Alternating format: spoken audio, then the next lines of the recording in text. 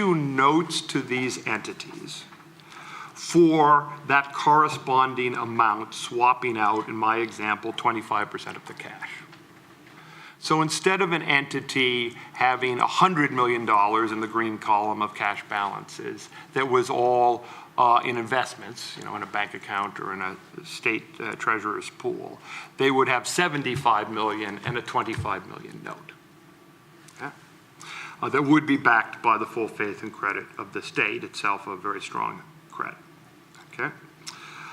The state note could bear interest at some appropriate rate, but would not have a maturity date, right? And it would represent the fact that there's some portion, easily 25% of this money, that we would expect to be there in perpetuity, right, rather than ever be drawn down. Right? For those of you who've read Jane Austen's Pride and Prejudice, that's actually something called a consul that the British had starting about 1715, but I digress. Okay. There would be a kind of put feature or an optional way of getting your money back from the state note, but only if required to meet a financial contingency that would otherwise be required. You need to dip into your cash to pay off your debt. And that, in other words, the same event that would cause it to draw down the cash reserves.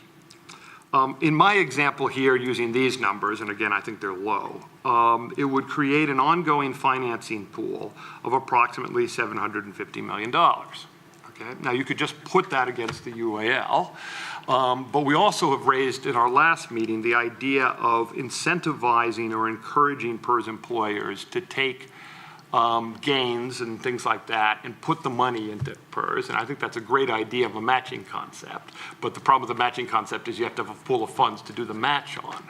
And maybe you could use this pool of funds to do the match on, right?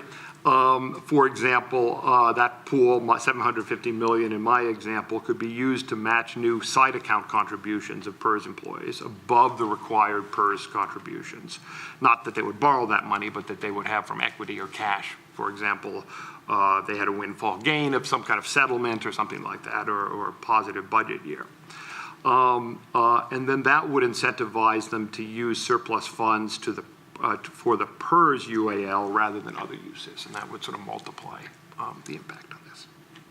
Now, in a way, it's certainly clear that the state notes, as I've described them here, are a form of borrowing, but it may be superior to just a general bond issue where you went to New York and borrowed the money, because it's internal to the system. Right? It's internal to the resources we have on the publicly held balance sheets of Oregon. And you have the opportunity to take the advantage of the fact that there's significant financial strength there that we expect to be there for a very, very, very, very long time.